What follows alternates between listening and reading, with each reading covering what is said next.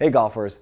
Today I'm going to share with you one of the questions we often get from golfers, especially when they kind of start a performance training program with us. If they haven't been exercising lately or for some time, if they're new to strength training and fitness. And the question is, should I be doing cardio training for golf?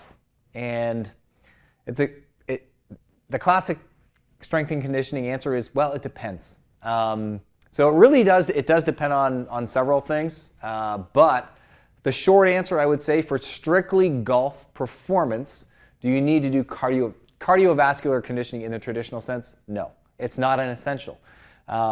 Take a look at John Daly, one of the greatest generational talents of our time, two-time major champion.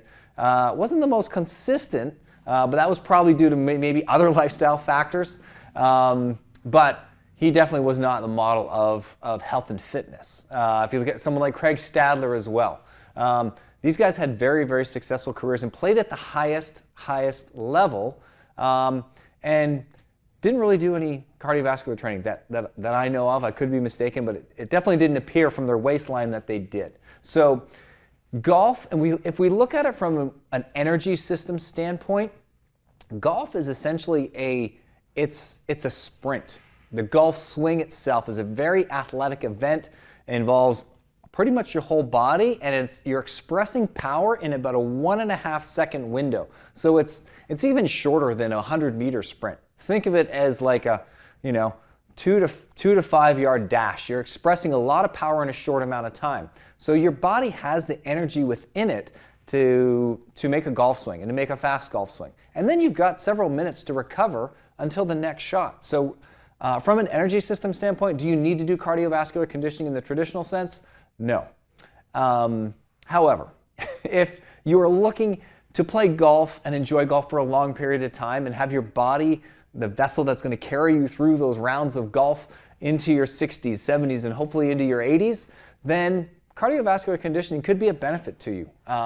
So if most golfers nowadays, if you don't walk the golf course and you take a cart, so there's less of a demand for cardiovascular training. If you walk the golf course, and if you walk and carry your bag, I would say definitely you probably already do some sort of cardio training. But if you're wanting to walk and carry your bag or push your bag on a cart, then you probably should do some form of cardiovascular training.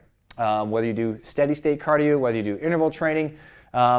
If you're doing once to twice a week, that's probably going to really help you in terms of not being as fatigued in the latter stages of the round, the last 5 or 6 holes, especially if your course is hilly.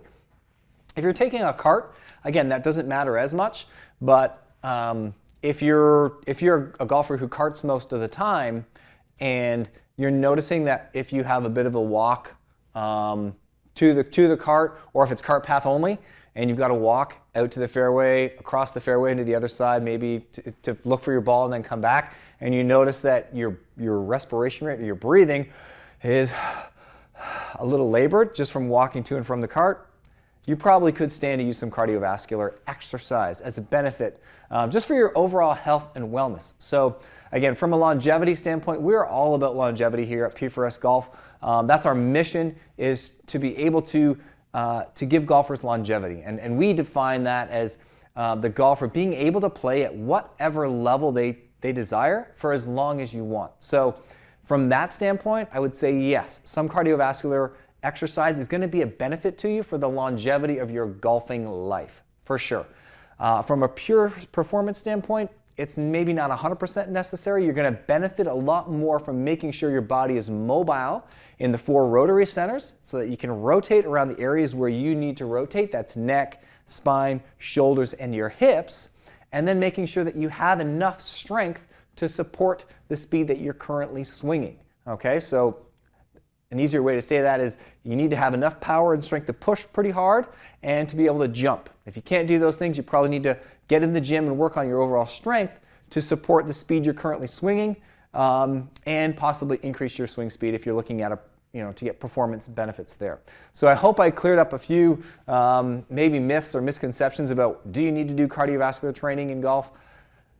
The players at the very, very top, they are doing some form of cardiovascular training, yes. Is it absolutely necessary from a recreational standpoint? Probably not. From a longevity point, 100%. If you want to be golfing for a long period of time, I would make sure you get in some kind of cardiovascular exercise once to twice a week for anywhere from 15 to 45 minutes, depending on the intensity level. But that's going to give you definitely a benefit to not feeling as fatigued on the golf course. I highly recommend that. So hope you guys found this helpful. Please subscribe, and I'll see you in the next one.